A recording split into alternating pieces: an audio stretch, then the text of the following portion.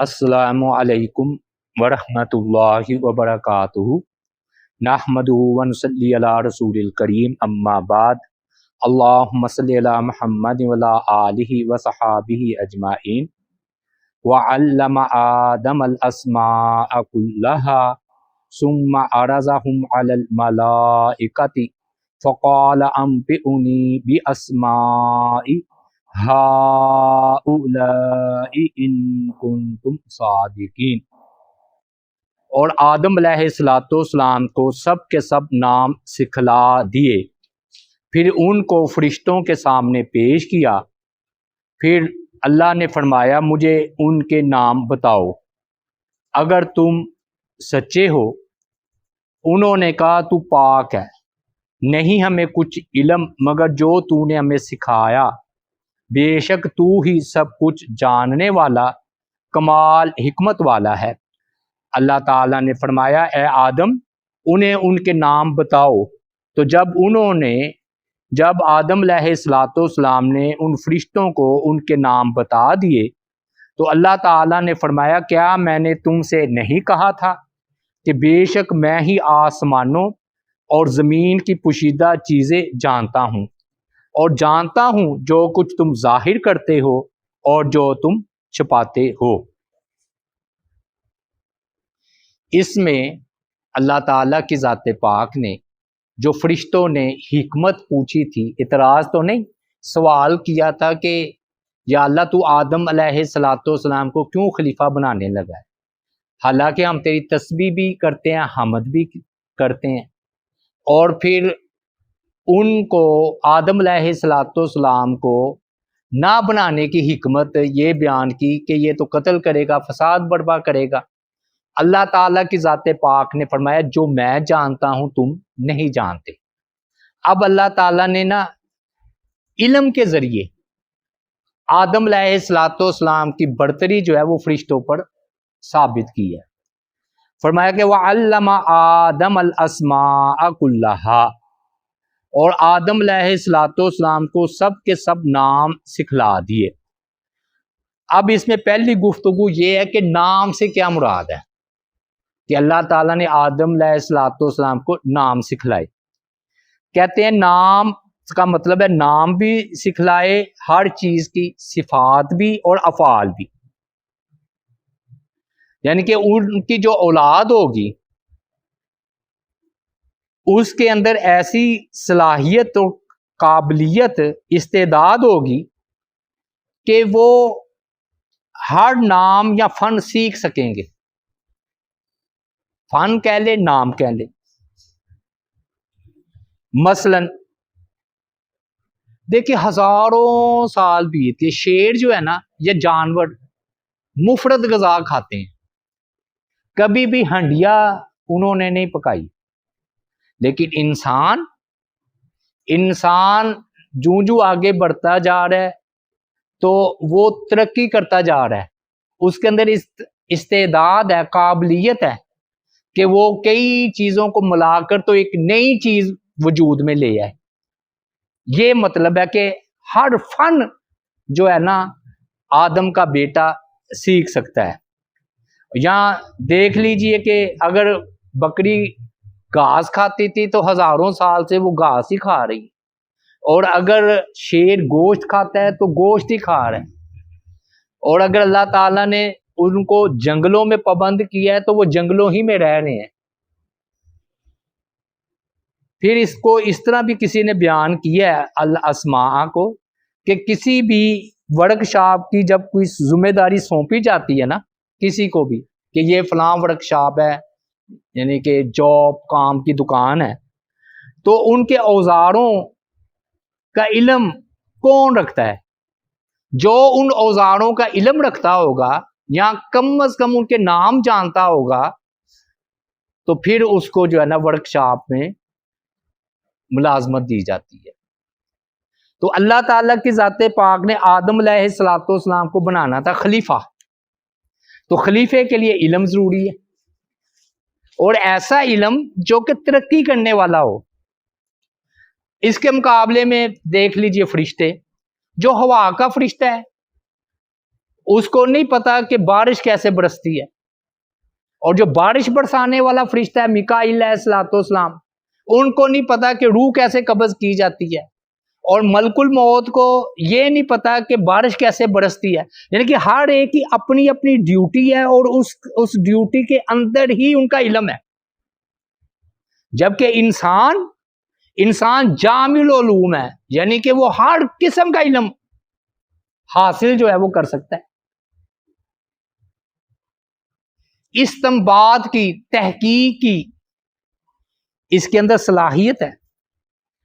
انسان کو اگر 2-4 نام معلوم ہو، وہ اس ناموں سے آگے بڑھ کر ترقی کر کر سرسری سے علم سے گہرا علم حاصل کر لیتا ہے، گہرا علم حاصل کر لیتا ہے. اور بعض نے اس کو اس طرح بھی کہا ہے کہ فرشتے کیوں نہیں اس قابل کہ ان کو خلیفہ بنایا جائے، کہ بھی ان کو دنیا کی جو چیزیں ہیں اللہ نے ان کو ایسا بنایا کہ ان کو ان کی ضرورت ہی نہیں ہے. جیسے جڑی بوٹیاں ہیں، جڑی بوٹیوں کا علم اب ان کو کیا آئے گا؟ انہوں نے نہ بیمار ہونا تو نہ ان کی خاصیت کو جاننا ہے.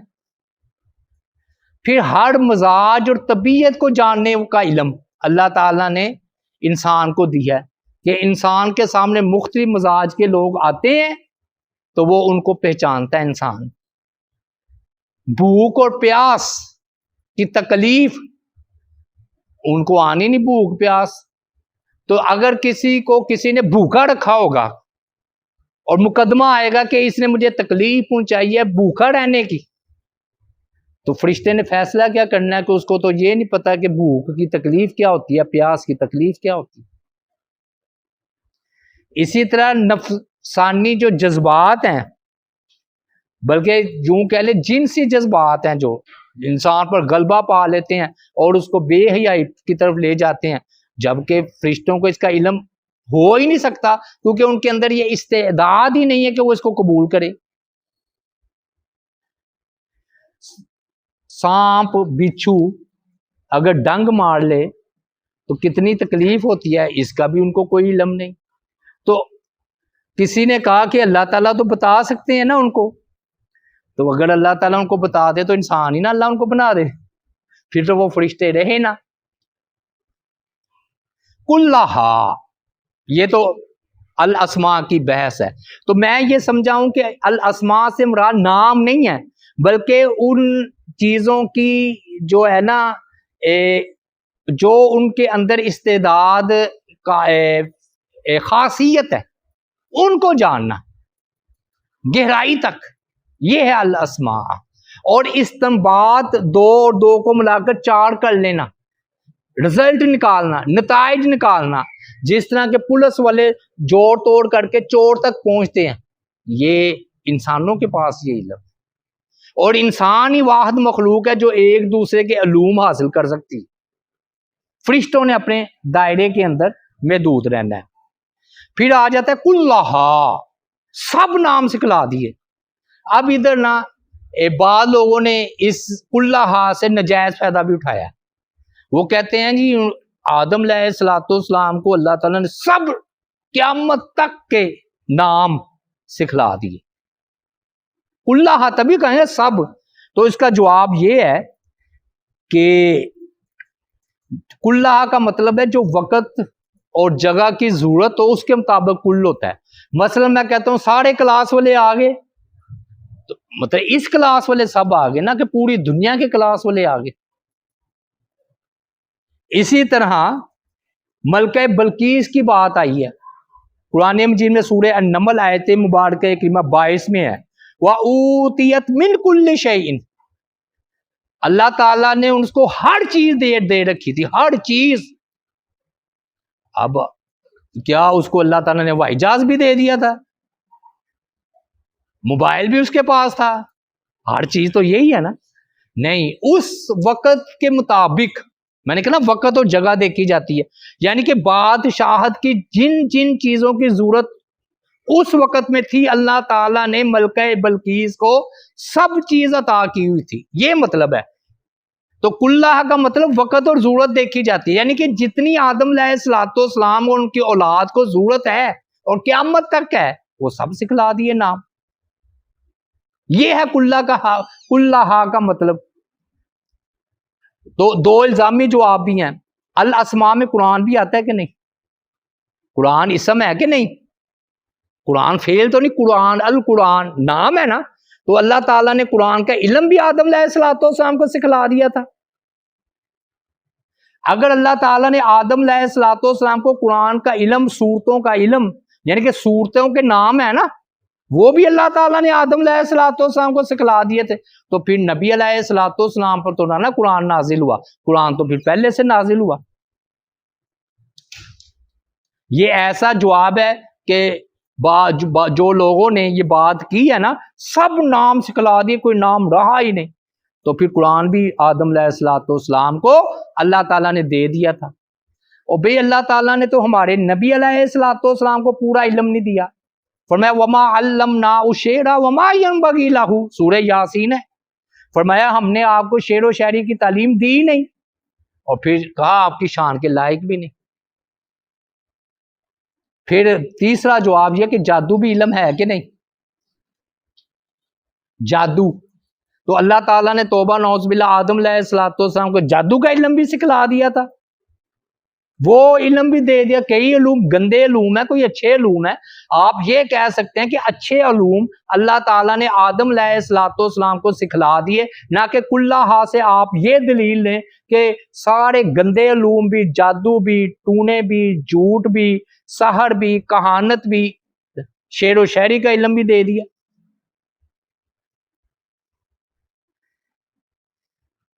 تین اللہ تعالیٰ نے مخلوقات پیدا کی ہیں. تین. ایک مخلوق اللہ تعالیٰ نے پیدا کی ہے شیطان، جو کہ شر ہی شر ہے، خیر کا ارادہ کر ہی نہیں سکتا. دوسرا فرشتے ہیں جو کہ خیر کا ارادہ کرتے ہیں، شر کا ارادہ کر ہی نہیں سکتے. تیسرا ہے انسان. انسان شر اور خیر دونوں کا ارادہ جو ہے وہ کر سکتا ہے. ایک بڑا دلچسپ سوال اٹھایا وَعَلَّمَ آدَمَ الْأَسْمَاءَ کے والے سے. کہتے ہیں اللہ تعالیٰ کو معلم کہا جا سکتا ہے کہ نہیں؟ یہ میں سوال رکھتا ہوں، میری یعنی کہ اتنی تحقیق نہیں ہے، لیکن میں نے پڑھا ہے کہیں کہ اللہ تعالیٰ کو معلم نہیں کہا جا سکتا. کہتے ہیں معلم وہ ہوتا ہے جو پیشہ ہو، جو کہ پیسے لے اور سکھلائے. تو چونکہ اللہ تعالیٰ کی ذات پاک کے لیے جو معلم کا لفظ ہے وہ قرآن و حدیث میں آئے ہی نہیں، توقیفی نام ہے نا.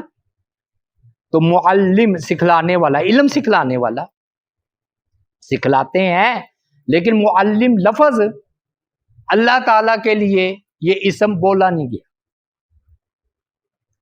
پھر بڑی ایک دلچسپ بحث ہے کہ کیا انسان اشرف المخلوقات ہے؟ کیوں؟ آگے آئے گا فرشتوں نے بھی سجدہ کیا.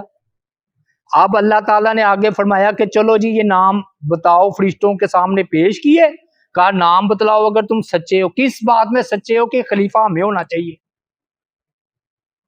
یا اللہ تعالیٰ کی ذات پاک تم سے بڑھ کر کوئی چیز مخلوق کو پیدا ہی نہیں کرے گا. تو انہوں نے کہا پاک ہے تو نہیں ہے ہمیں کسی قسم کا علم، الا ما علمتنا، مگر اتنا ہی جتنا تو نے ہمیں سکھلا دیا. بے شک تو علم والا بھی ہے، حکمت والا بھی. پھر اللہ نے آدم کو کہا اے آدم، یا آدم، اے آدم، ان کے نام بتائیے جو میں نے تمہیں آپ کو سکھلائے. آدم علیہ السلام نے فرشتوں کو نام سارے بتا دیے. جب بتا دیے تو اللہ تعالیٰ نے فرمایا کیا میں نے تمہیں نہیں کہا تھا کہ میں جاننے والا ہوں غیب کا، آسمانوں اور زمین کا، اور میں جانتا ہوں جو تم ظاہر کرتے ہو اور جو تم چھپاتے ہو. اب یہ ظاہر کرنا اور چھپانا کیا ہے جی؟ اللہ جانتا ہے جو تم ظاہر کرتے ہو، تم جو چھپاتے ہو. ظاہر یہ کیا کہ انسان قتل کرے گا، فساد برپا کرے گا. چھپایا یہ کہ اللہ تعالیٰ ہم سے بھی بڑھ کر عزت والا، علم والا کوئی پیدا کرے گا. اللہ نے پیدا کر دیا. بعض نے یہ کہا کہ اللہ جانتا ہے، اللہ نے فرمایا میں جانتا ہوں جو تم ظاہر کرتے ہو. تم نے ظاہر کیا کہ ہم تسبیح اور حمد بیان کرتے ہیں، اور چھپاتے کیا ہو جو تمہاری صلاحیتیں ہیں کہ جب آدم پیدا ہوگا تو کسی کی تم نے حفاظت کرنی ہے، کسی کی موت پر تم نے مقرر ہونا ہے، کہ کسی نے بارش پر مقرر ہونا ہے، کسی نے انبیاء کی طرف وحی لانے پر مقرر ہونا ہے. یہ صلاحیتیں تم چھپا رہے ہو تو یہ اللہ تعالیٰ نے ظاہر کر دینی ہے. تو اللہ جانتا ہے جو تم ظاہر کرتے ہو تسبیح اور حمد، اور جو تمہارے اندر صلاحیتیں ہیں چھپی ہوئی جو تم چھپا رہے ہو اللہ اس کو بھی جانتا ہے. بعض نے کہا کہ جو تم ظاہر کرتے ہو تسبیح اور حمد اور جو تمہارے اندر چھپا ہوا ہے ابلیس جو فخر و تکبر کرنے والا اللہ اس کو بھی جانتے ہیں. پھر جب اللہ تعالیٰ نے نام بتلا دیے آدم علیہ السلام نے، تو اللہ تعالیٰ نے فرمایا میں نے نہیں کہا تھا کہ میں زمین و آسمان کی چھپی ہوئی چیزوں کو جاننے والا ہوں. تو یاد رکھیے یہ نا نسبت کے اعتبار سے چھپی ہوئی چیز ہے. اللہ تعالیٰ کے سامنے جو چھپی ہوئی ہے وہ ویسے ہی ہے جیسے ظاہر. کیوں؟ اب دیکھیے یہ دیوار ہے نا، تو یہ محلے میں جو کوئی جا رہا ہے گزر رہا ہے وہ ہم سے چھپا ہوا ہے نا، لیکن اللہ تعالیٰ سے بھی ایسے ہی چھپا ہوا ہے جیسے ہم سے. اللہ تعالیٰ تو ہمیں دیکھ رہے ہیں کہ نہیں؟ ہم اللہ کے سامنے ظاہر ہے کہ چھپے ہوئے ہیں؟ ظاہر ہیں. اور اسی طرح وہ بھی ظاہر ہیں جو کہ اس دیوار کے باہر گلی میں سے گزر رہے ہیں. تو جو چیز مخلوق پر پوشیدہ ہے وہ اللہ تعالیٰ پر ظاہر ہے. یہ ہرگز مطلب نہیں کہ چھپی ہوئی ہے تو اللہ تعالیٰ کے سامنے ظاہر ہے، کیونکہ پہلے چھپی ہوئی ہو پھر ظاہر ہونا. تو جب اللہ تعالیٰ کے سامنے کوئی چیز غائب ہے ہی نہیں، چھپی ہوئی ہے ہی نہیں، تو اللہ تعالیٰ کے سامنے سب بھی ظاہر و ظاہر ہے. تو غیب اللہ نے فرمایا میں غیب کو جانتا ہوں. کس اعتبار سے؟ ہمارے اعتبار سے. دیکھیے جب ہم ادھر ہیں تو گھر ہم سے چھپا ہوا ہے نا، ہمارا اپنا گھر. جب ہم گھر جائیں گے تو یہ مسجد ہم سے چھپی ہوئی ہوگی کہ نہیں؟ تو اللہ تعالیٰ کے سامنے جب ہمارے سامنے اب مسجد ہے اور گھر چھپا ہوا ہے، لیکن اللہ کے سامنے گھر ظاہر ہے کہ نہیں؟ اچھا جب ہم گھر جائیں گے تو یہ مسجد ہم سے چھپ جائے گی، لیکن اللہ کے نزدیک یہ مسجد بھی ظاہر ہے کہ نہیں؟ تو معلوم ہوا کہ غیب کا مطلب ہے چھپی ہوئی چیز جو ہم مخلوق کے اعتبار سے ہے. مخلوق کے سامنے جو چیز چھپی ہوئی ہے اللہ تعالیٰ کی ذات پاک اس کو بھی جاننے والے ہیں. یہ بڑا پیارا مفہوم ہے، میں بات سمجھا پا رہا ہوں کہ نہیں؟ یہ اللہ تعالیٰ نے نا غیب اللہ تعالیٰ نہیں جانتے. مطلب یہ ہے کہ غیب ہو تو اللہ جانے نا، اللہ کے سامنے کوئی چیز غیب ہے ہی نہیں، سب ظاہر ہی ظاہر ہے. اب بھائیو یہ تھی کچھ علمی باتیں. اب اس سے جو ہمیں اسباق سبق حاصل ہوئے ہیں اس کو ہم بیان کرتے ہیں، جو سبق ہمیں ملے ہیں. پہلا سبق ہمیں یہ ملا کہ حاکم کے لیے ضروری ہے کہ اپنی رعایا کا مزاج اور طبیعت سے واقف ہو. کیوں؟ تاکہ ان کے درمیان وہ عدل و انصاف کر سکے. اللہ تعالیٰ نے آدم علیہ السلام کو سب نام سکھلائے نا کیونکہ انہوں نے خلیفہ ہونا تھا. دوسری بات کہ اللہ تعالیٰ نے نام سکھائے نا سارے کے سارے، تو زبان اور لغت کے واضح اللہ کی ذات ہے.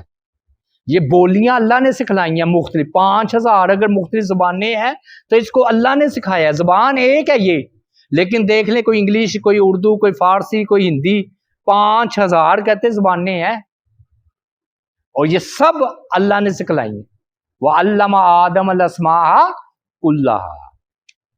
تیسری بات کہ تمام انبیاء اشرف المخلوقات ہیں. اچھا میں بات کرنے لگا تھا، کہتے جی اشرف المخلوقات انسان ہے. نہیں، اشرف المخلوقات میں تو فرعون بھی ہے، نمرود بھی ہے، شداد بھی ہے، ابو جاہل بھی ہے، تو وہ سب اشرف المخلوقات ہیں؟ نہیں. اشرف المخلوقات ہے کون؟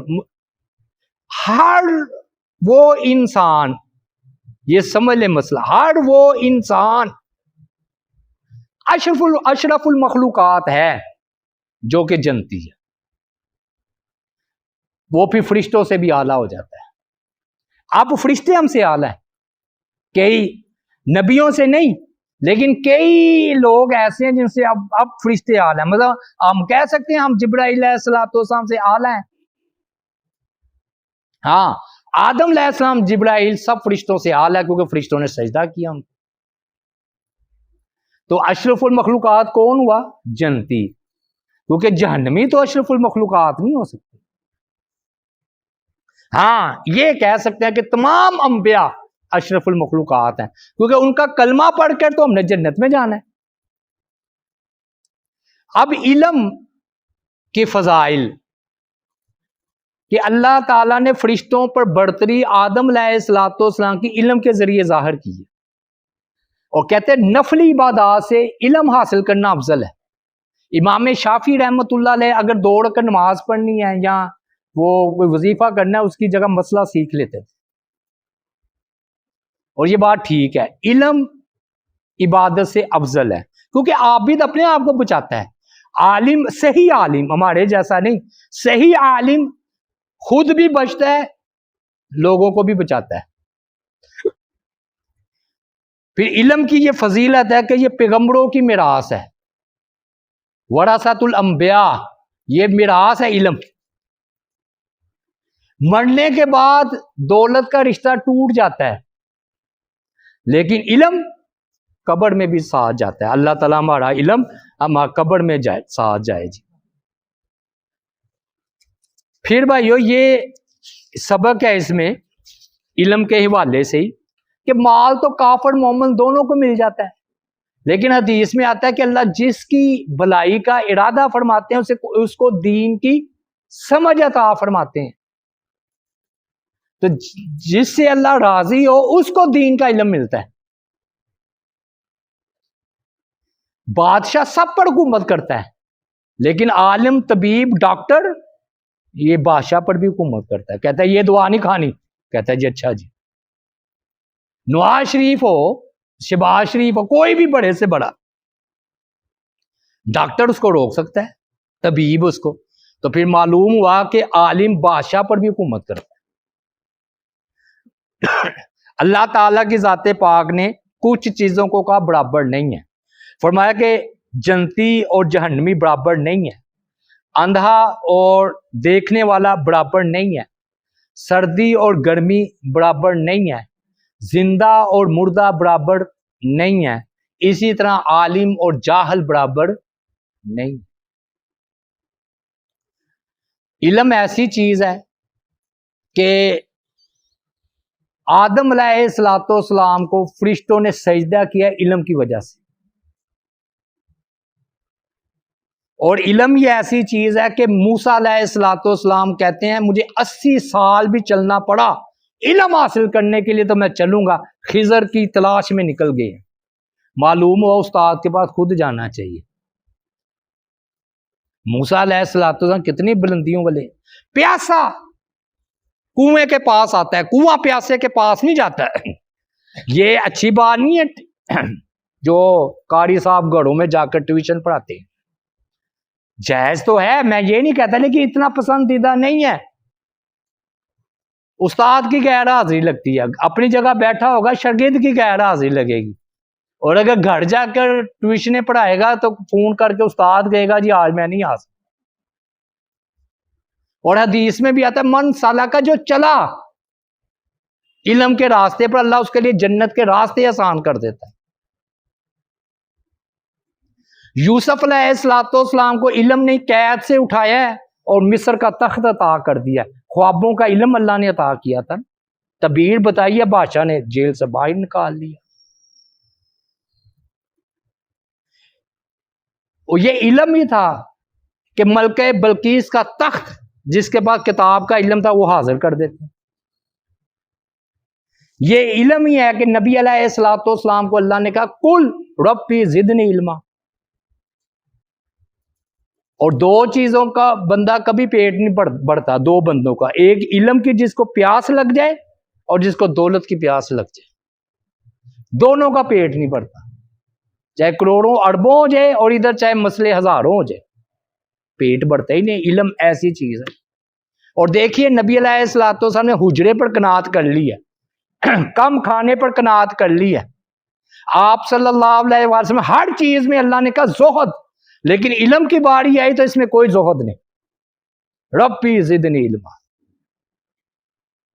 اور اللہ تعالیٰ نے پیغمبروں کو علم دیا، یعنی کہ داؤد علیہ السلام کو زیرہ بنانے کا علم عطا فرمایا، یوسف علیہ السلام کو خوابوں کی تعبیر کا علم دیا، حضرت سلیمان علیہ السلام کو جانوروں کی بولی کا علم دیا کہ جانوروں کی بولی سمجھ لیتے تھے، اور خضر علیہ السلام کو اللہ تعالیٰ نے تکوینی علم جو ہے وہ عطا فرمایا، اور رسول اللہ صلی اللہ علیہ وآلہ وسلم نے فرمایا کہ عالم کی فضیلت عابد پر ایسے ہی ہے جیسے ستاروں پر 14ویں چاند کی ہے، دیکھیں جیسے 14ویں کا چاند کو ستاروں کا کیا مقابلہ، اسی طرح عالم کی عابد پر ایسے فضیلت حاصل ہے۔ پھر فرشتوں نے یہ بات کہی کہ سبحانک، پاک ہے تو، لا علم لنا، ہمیں نہیں ہے علم، الا ما علمتنا، مگر جو تو نے ہمیں سکھلا دیا۔ فرشتوں کا بھی علم بڑھتا ہے، دیکھیں نا جب آدم علیہ السلام نے خبر دی تو علم بڑھا نا، لیکن اتنا ہی جتنا اللہ سکھلا دے۔ اور یاد رکھیے اہم سبق اس میں یہ ہے کہ اللہ تعالیٰ کے سکھائے بغیر کسی کو علم نہیں آتا۔ فرشتوں نے یہ کہا الا ما علمتنا، مگر جو تو نے سکھلا دیا۔ یہ مدرسہ، یہ سکول، یہ پینسلیں، یہ کاغذ، یہ قلم، یہ آپ کا ادھر بیٹھنا، یہ سب ذریعہ ہے، وسیلہ ہے، سبب ہے، علم نہیں ہے۔ علم اللہ دیتے ہیں، یہ بڑی اہم بات ہے، الا ما علمتنا، یہ ذرائع، دیکھیں دعا کھاتے ہیں یہ ذریعہ ہے، شفا اللہ دیتے ہیں، اسی طرح یہ قلم، کاغذ، مدرسہ، سکول، یہ ذریعہ ہے، حقیقی علم اللہ دیتے ہیں۔ اور اسے یہ بھی پتا چلا کہ اللہ تعالیٰ حکیم ہے، انہوں نے کہا انک انت العلیم الحکیم، یا اللہ تو علیم و حکیم ہے، یعنی کہ اگر تو نے اپنی حکمت سے آدم کو دیا وہ اسی لائق تھے، اور تو نے اپنی حکمت سے ہمیں خلیفہ نہیں بنایا ہم اسی لائق تھے۔ کسی کو عطا کرنا اور کسی کو نہ دینا یہ حکمت ہے، اور یہ اللہ تعالیٰ انہوں نے کہا انک انت العلیم الحکیم، یا اللہ تو علیم بھی ہے اور حکیم بھی ہے۔ اور آپ کو ادھر بھی دلچسپ نقطہ میں بتا کر چلتا جاؤں، ہمارے ہاں نا علم علم علم پر زور دے، نہیں، وَيُعَلِّمُهُمُ الْكِتَابَ وَالْحِكْمَةَ بَلَغَ أَشُدَّهُ آتَيْنَاهُ حُکْمًا وَعِلْمًا۔ جب علم اور حکمت اکٹھی ہو جائے، پھر سنیں، جب علم اور حکمت اکٹھی ہو جائے تو بندہ کامل عالم بن جاتا ہے۔ لیکن ہمارے جیسے نیرا صرف علم ہو حکمت نہ ہو، حکمت ہو علم نہ ہو، کوئی نہیں۔ قرآن و حدیث میں جب بھی کہیں بات آئی ہے علم اور حکمت اکٹھی آئی ہے، اور دو باتیں اور کہ جو نا امتحان دوسروں پر برتری ظاہر کرنے کا بہترین ذریعہ ہے، یعنی کہ آپ امتحان لے کر کسی کا کہاں اب دیکھو ہے نا یہ تم سے برتر، فرشتوں کو یہی کہا نا کہ یہ تم سے برتر ہے۔ لا علم لنا، انسان کا اپنے لا علمی کا اقرار کرنا یہ آدھا علم۔ یاد رکھے ہر علم کوئی نہیں حاصل کر سکتا، سمندر کوئی نہیں پی سکتا۔ جو بندہ کہتا ہے مجھے ہر مسئلے کا علم ہے، پاگل ہے وہ۔ یہ امام ابن قیم جوزیہ رحمۃ اللہ علیہ نے فرمایا، اللہ تعالیٰ نے کچھ مسئلے کا کو علم دیا ہوتا ہے، ہر آپ دیکھ لیں، ڈاکٹر کا دیکھ لیں، انجینئر کا دیکھ لیں، کسی بھی فن میں دیکھ لیں، وہ اس فن کی ہر چیز جانتا ہے، آپ کو خود ہی حقیقت واضح ہو جائے گی۔ اسی طرح اہل علم ہے، 10,000 مسئلوں کا علم ہوگا، اور کتنوں کا علم ہو جائے گا، لاکھ کا تو نہیں نا علم ہو جائے گا۔ باقی آخری بات، اللہ تعالیٰ کا علم ذاتی ہے، باقی سب کا عطائی ہے، الا ما علمتنا، ٹھیک ہے۔